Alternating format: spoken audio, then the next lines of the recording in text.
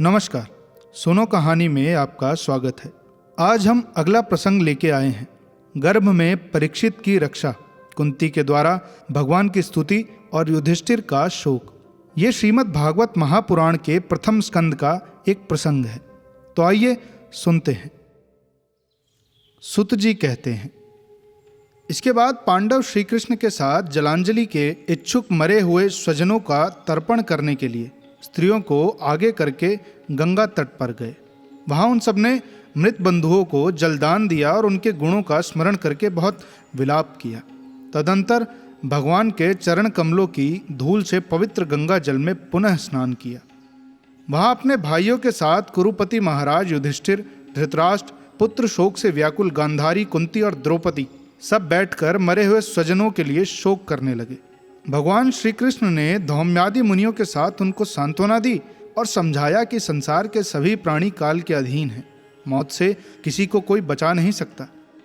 इस प्रकार भगवान श्री कृष्ण ने अजात शत्रु महाराज युधिष्ठिर को उनका वह राज्य जो धूर्तों ने उनसे छीन लिया था वापस दिलाया तथा द्रौपदी के केशों का स्पर्श करने से जिनकी आयु क्षीण हो गई थी उन दुष्ट राजाओं का वध कराया। साथ ही युधिष्ठिर के द्वारा उत्तम सामग्रियों से तथा पुरोहितों से 3 अश्वमेघ यज्ञ कराए। इस प्रकार युधिष्ठिर के पवित्र यश को 100 यज्ञ करने वाले इंद्र के यश की तरह सबौर फैला दिया। इसके बाद भगवान श्री कृष्ण ने वहां से जाने का विचार किया। उन्होंने इसके लिए पांडवों से विदा ली और व्यास आदि ब्राह्मणों का सत्कार किया। उन लोगों ने भी भगवान का बड़ा ही सम्मान किया। तदंतर सात्यकी और उद्धव के साथ द्वारका जाने के लिए वह रथ पर सवार हुए।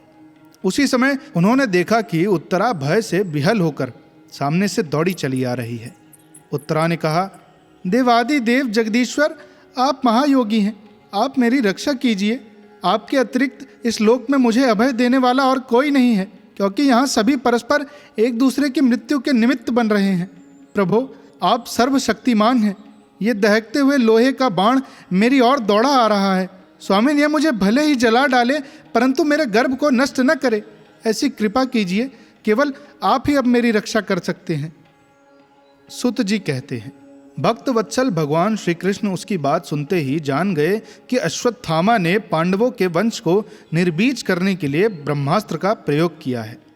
शौनक जी, उसी समय पांडवों ने भी देखा कि जलते हुए 5 बाण हमारी ओर आ रहे हैं, इसलिए उन्होंने भी अपने अपने अस्त्र उठा लिए। सर्वशक्तिमान भगवान श्री कृष्ण ने अपने अनन्य प्रेमियों पर, शरणागत भक्तों पर बहुत बड़ी विपत्ति आई जानकर अपने निज अस्त्र सुदर्शन चक्र से उन निज जनों की रक्षा की। योगेश्वर श्री कृष्ण समस्त प्राणियों के हृदय में विराजमान आत्मा है। उन्होंने उत्तरा के गर्भ को पांडवों की वंश परंपरा चलाने के लिए अपनी माया के कवच से ढक दिया। शौनक जी, यद्यपि ब्रह्मास्त्र अमोघ्य है और उसके निवारण का कोई उपाय भी नहीं है, फिर भी भगवान श्री कृष्ण के तेज के सामने आकर वह शांत हो गया। ये कोई आश्चर्य की बात नहीं समझनी चाहिए, क्योंकि भगवान तो सर्वाक्षर्यमय हैं। वही अपनी निज शक्ति से माया से स्वयं अजन्मा होकर भी इस संसार की सृष्टि, रक्षा और संहार करते हैं। जब भगवान श्री कृष्ण जाने लगे तब ब्रह्मास्त्र की ज्वाला से मुक्त अपने पुत्रों के द्रौपदी के साथ सती कुंती ने भगवान श्री कृष्ण की इस प्रकार स्तुति की।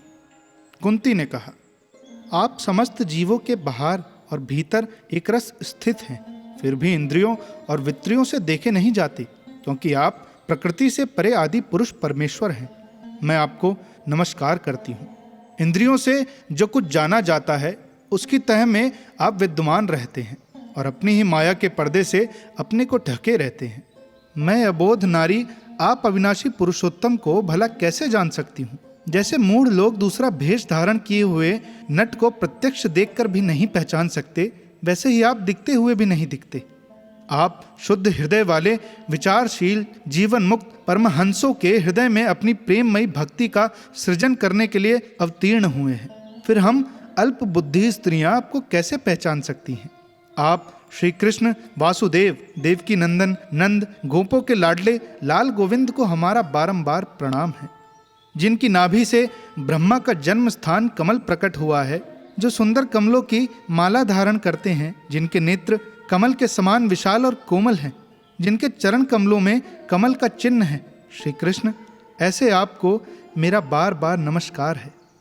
ऋषिकेश, जैसे आपने दुष्ट कंस के द्वारा कैद की हुई और चीरकाल से शोकग्रस्त देवकी की रक्षा की थी, वैसे ही पुत्रों के साथ मेरी भी आपने बार बार विपत्तियों से रक्षा की है। आप ही हमारे स्वामी हैं, आप सर्वशक्तिमान हैं। श्री कृष्ण, कहाँ तक गिनाऊं विष से, लाक्षागृह की भयानक आग से, हिडिंबादी राक्षसों की दृष्टि से, दुष्टों की धूर्त सभा से, वनवास की विपत्तियों से और अनेक बार युद्धों में अनेक महारथियों के शस्त्रों से, और अभी अभी इस अश्वत्थामा के ब्रह्मास्त्रों से भी आपने ही हमारी रक्षा की है।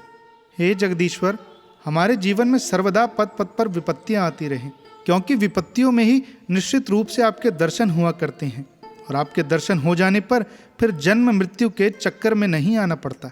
ऊंचे कुल में जन्म, ऐश्वर्य, विद्या और संपत्ति के कारण जिसका घमंड बढ़ रहा है, वह मनुष्य तो आपका नाम भी नहीं ले सकता, क्योंकि आप तो उन लोगों को दर्शन देते हैं जो इन सब से मुक्त है। आप निर्धनों के परम धन हैं। माया का प्रपंच तो आपको स्पर्श भी नहीं कर सकता। आप अपने आप में ही विहार करने वाले परम शांत स्वरूप हैं। आप ही केवल मोक्ष के अधिपति हैं। आपको मैं बार बार नमस्कार करती हूँ। मैं आपको अनादि अनंत सर्वव्यापक सबके नियंता काल रूप परमेश्वर समझती हूँ। संसार के समस्त पदार्थ और प्राणी आपस में टकराकर विषमता के कारण परस्पर विरुद्ध हो रहे हैं, परंतु आप सब में समान रूप से विचर रहे हैं। भगवान, आप जब मनुष्यों की सी लीला करते हैं तब आप क्या करना चाहते हैं, यह कोई नहीं जानता। आपका कभी कोई न प्रिय है और न अप्रिय। आपके संबंध में लोगों की बुद्धि ही विषम हुआ करती है। आप विश्व के आत्मा हैं, विश्व रूप हैं।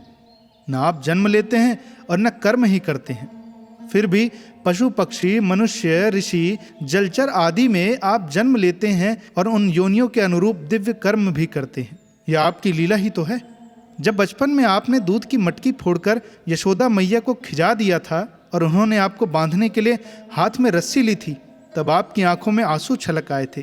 काजल कपोलों पर बह चला था, नेत्र चंचल हो रहे थे और भय की भावना से आपने अपने मुख को नीचे की ओर झुका लिया था। आपकी उस दशा का लीला छवि का ध्यान करके मैं मोहित हो जाती हूँ। भला जिससे भय भी भय मानता है, उसकी यह दशा।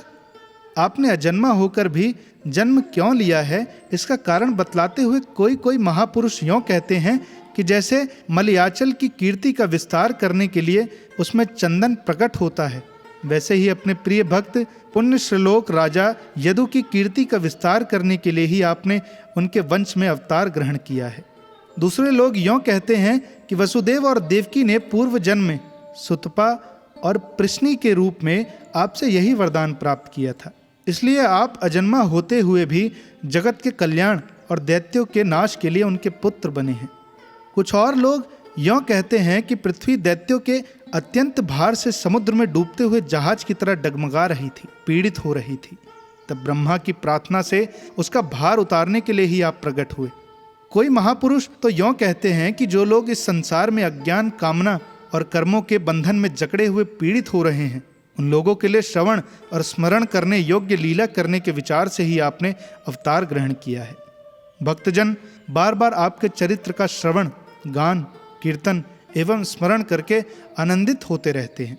वे ही अविलंब आपके उस चरण कमल का दर्शन कर पाते हैं जो जन्म मृत्यु के प्रवाह को सदा के लिए रोक देता है। भक्त वाच्छा कल्पतरु प्रभु, क्या अब आप अपने आश्रित और संबंधी हम लोगों को छोड़कर जाना चाहते हैं? आप जानते हैं कि आपके चरण कमलों के अतिरिक्त हमें और किसी का सहारा नहीं है। पृथ्वी के राजाओं के तो हम यों ही विरोधी हो गए हैं। जैसे जीव के बिना इंद्रियां शक्तिहीन हो जाती हैं, वैसे ही आपके दर्शन बिना यदुवंशियों के और हमारे पुत्र पांडवों के नाम तथा रूप का अस्तित्व ही क्या रह जाता है। गदाधर, आपके विलक्षण चरण चिन्हों से चिन्हित ये कुरु देश की भूमि आज जैसे शोभायमान हो रही है, वैसी आपके चले जाने के बाद न रहेगी। आपकी दृष्टि प्रभाव से ही यह देश पकी हुई फसल तथा लता वृक्षों से समृद्ध हो रहा है। ये वन, पर्वत, नदी और समुद्र भी आपकी दृष्टि से ही वृद्धि को प्राप्त हो रहे हैं। आप विश्व के स्वामी हैं, विश्व के आत्मा हैं और विश्व रूप हैं। यदुवंशियों और पांडवों में मेरी बड़ी ममता हो गई है। आप कृपा करके स्वजनों के साथ जोड़े हुए स्नेह की दृढ़ फांसी को काट दीजिए।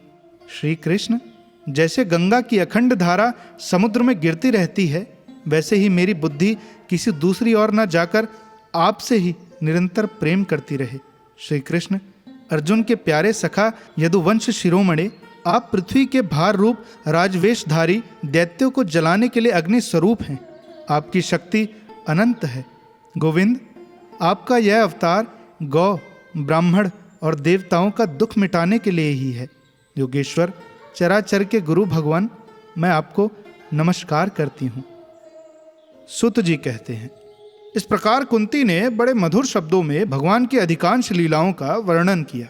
यह सब सुनकर भगवान श्री कृष्ण अपनी माया से उसे मोहित करते हुए से मंद मंद मुस्कुराने लगे। उन्होंने कुंती से कह दिया, अच्छा ठीक है, और रथ के स्थान से वह हस्तिनापुर लौट आए। वहां कुंती और सुभद्रा आदि देवियों से विदा लेकर जब वे जाने लगे, तब राजा युधिष्ठिर ने बड़े प्रेम से उन्हें रोक लिया। राजा युधिष्ठिर को अपने भाई बंधुओं के मारे जाने का बड़ा शोक हो रहा था। भगवान की लीला का मर्म जानने वाले व्यास आदि महर्षियों ने और स्वयं अद्भुत चरित्र करने वाले भगवान श्री कृष्ण ने भी अनेकों इतिहास कहकर उन्हें समझाने की बहुत चेष्टा की, परंतु उन्हें सांत्वना न मिली। उनका शोक नहीं मिटा। शौनकादि ऋषियों, धर्मपुत्र राजा युधिष्ठिर को अपने स्वजनों के वध से बड़ी चिंता हुई। वह विवेक युक्त चित्त से स्नेह और मोह के वश में होकर कहने लगे, भला मुझ दुरात्मा के हृदय में बद्ध मूल हुए इस अज्ञान को तो देखो। मैंने सियार कुत्तों के आहार इस अनात्मा शरीर के लिए अनेक अक्षोहिणी सेना का नाश कर डाला। मैंने बालक, ब्राह्मण, संबंधी, मित्र, चाचा, ताऊ, भाई, बंधु और गुरुजनों से द्रोह किया है।